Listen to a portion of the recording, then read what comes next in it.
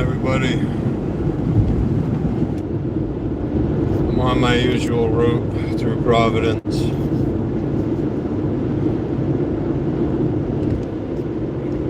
I'm having a stressful day.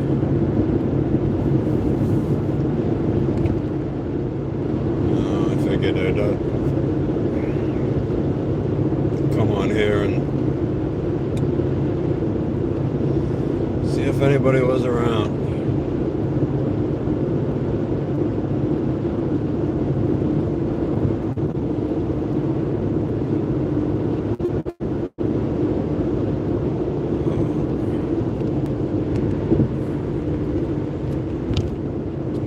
I'm supposed to picking up some more parts for the Firebird, even though I can't get at it. It's kind of a little bit what led on to the stressful situation. I was trying like hell to make some money off of this storm, because the guy I bought my car from, he's got a set of rallies that were on his GTO, and they're in a lot better shape than the ones I have.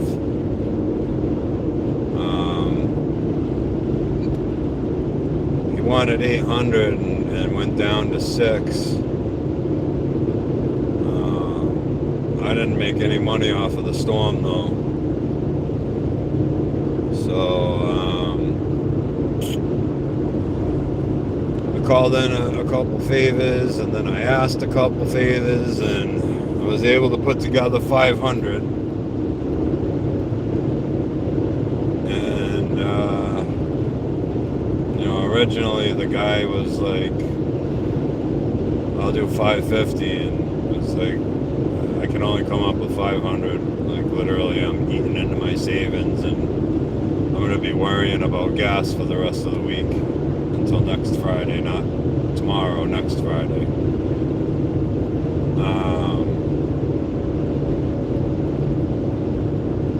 And then he said something that kind of irritated me a little bit.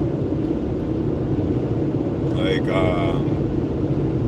I shouldn't have to explain myself to anybody, especially someone trying to sell me something. But he was like, I don't know, it seems like every time I try to sell you something, you ain't got no money. But I see you all summer long buying pots and this, that, and the other thing from Ames. Like he was jealous or something. Hi, Gina and Y Fluffy, I think that says. I can't read too good while I'm driving. I gotta drop my speed too. So anyways, so he says that to me, and it really got on my nerves, because if it weren't for two things happening, I wouldn't have got half of those parts. An unfortunate circumstance, my girlfriend's mother passed away, and she got an inheritance from it, and she didn't have to do what she did, but she blessed me with most of the money to get all the parts for the Firebird. And when he said that to me, it just kind of went up my ass sideways and it really pissed me off. So I told him, I was like, dude, it's the beginning of the year. Like, if you hit me up over the summer with this, I'd have been able to buy him no problem. But now, it's the beginning of the year. My daughter's birthday's on December 8th. My son's birthday, then you got Christmas after that, and then my son's birthday is on January 16th.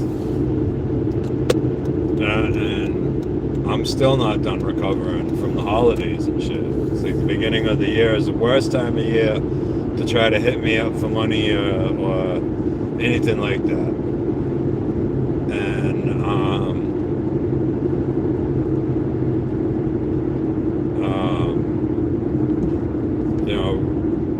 a few weeks ago I did spend some money picking up my core support, but I had already paid for most of that back in July. And then I waited until,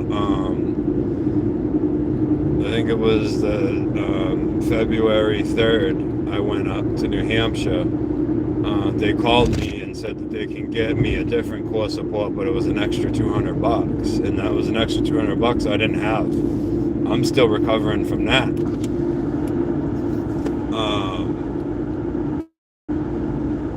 And it's like, I appreciate the guy, you know, calling me, telling me he's got them. He knows I need some wheels. They're in a lot better shape than what I got. The price is good. And it was like, you know, I explained to him the situation, how I had all that money, even though I didn't have to.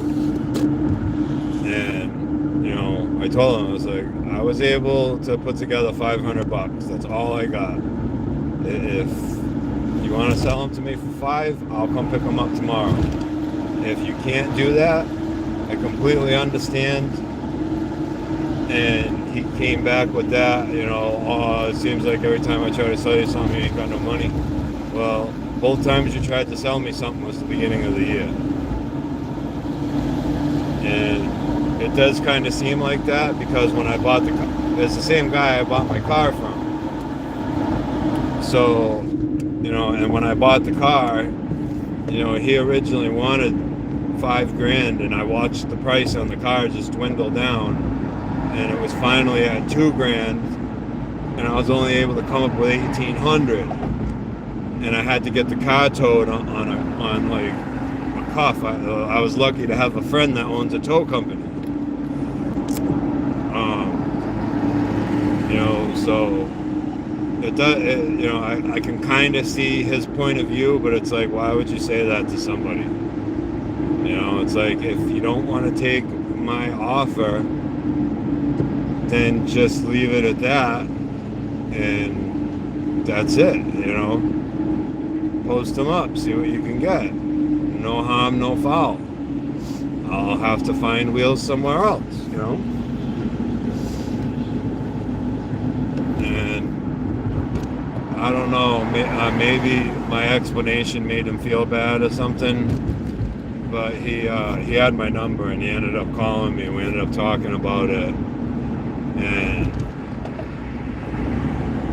hello, Monster Jam fan, how are you? So we talked about it, and, you know, in the beginning he's like, oh, do you have like any wheels you can trade? I'm like, I got the wheels that are on my car, but I'll be honest with you, they ain't that great.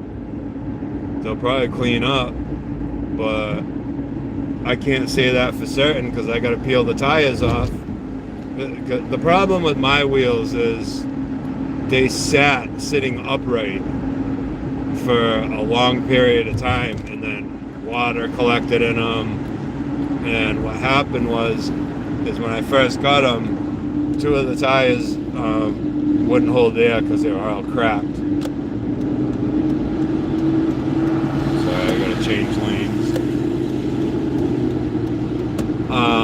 So I had some tires from the rims that were on my car,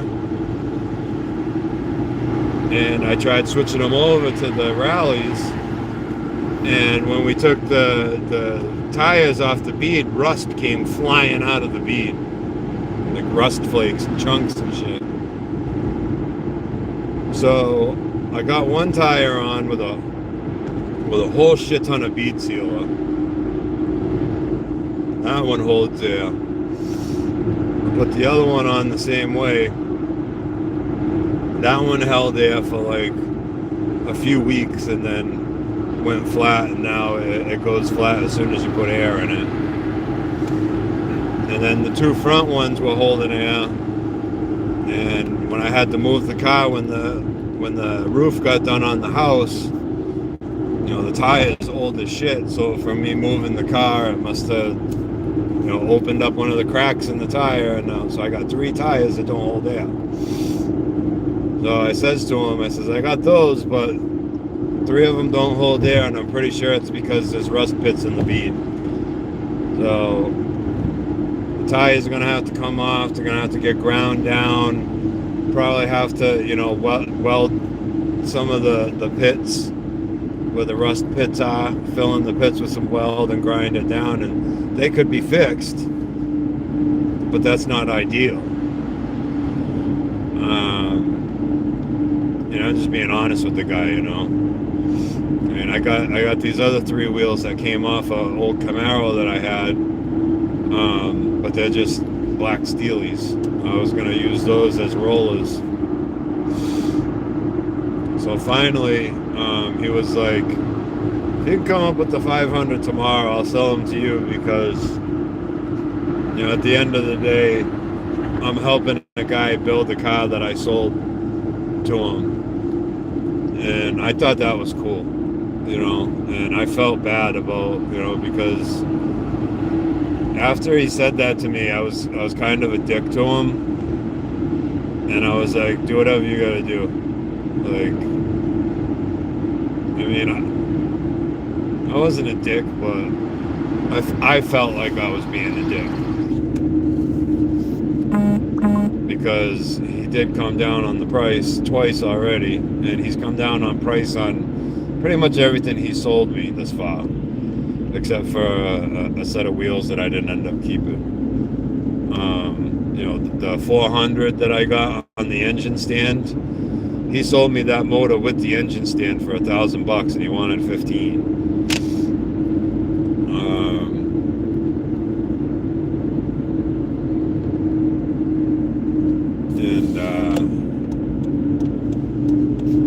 So at the end of the day, he's a hot rod guy, and pretty much that's what it is. He'd rather see him go somewhere where they can be used instead of somebody that's just going to put them on a car and flip it. He didn't even really in the beginning. He didn't want to sell me the car because he didn't want it to be a flip, and he didn't want it to get cut up. He saved it from getting cut up because the guy he got it from was going to cut it up.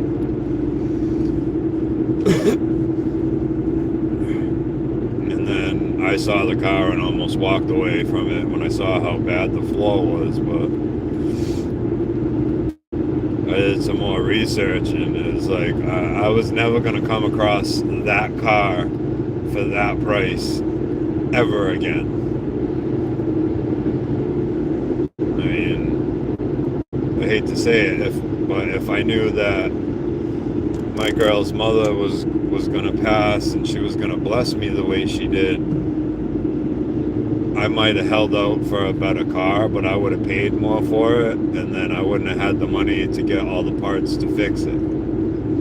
At this point in time right now, with these wheels, I have everything to put the car back together in a running state and be able to drive it. It won't have a complete interior in it, and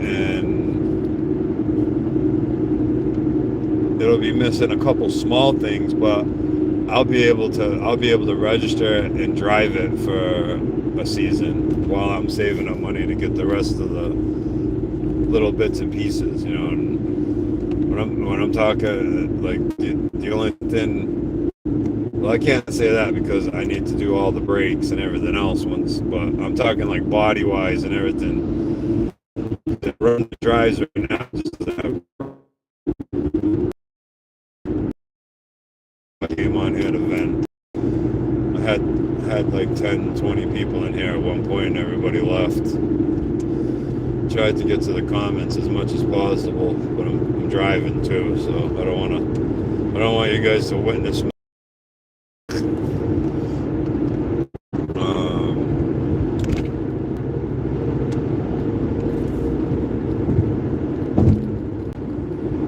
Yeah, that's what's going on today.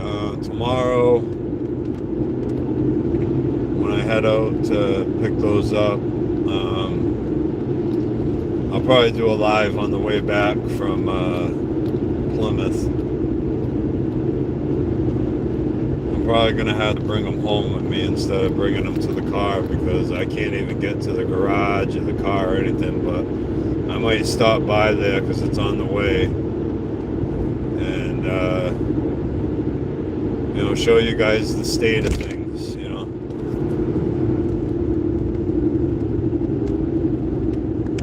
Well, my dad told me the car's completely buried.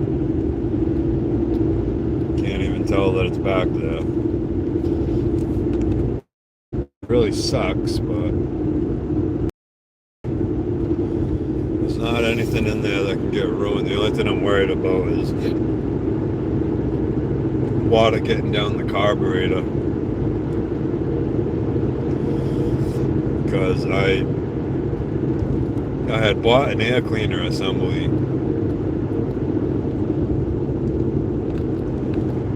but it wasn't the right one for my car.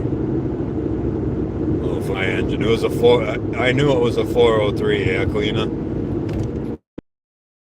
He swore it would fit, but it didn't. I couldn't even close the hood. So he made good on that, though. He traded me that back for those Mickey Thompson valve covers that I got. So that guy, Mark, he's been a savior. He's been a wealth of information and everything since I got the car.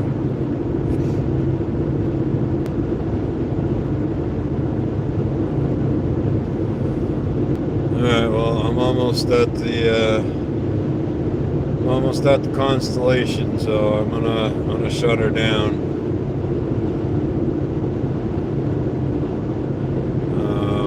So yeah, I'll be doing one tomorrow, so keep an eye out for that. Probably around, by the time I get down there and everything, probably be like 2, maybe coming up on 3. That I go live. I'll show off the haul, and we'll go from there. So, until the next one.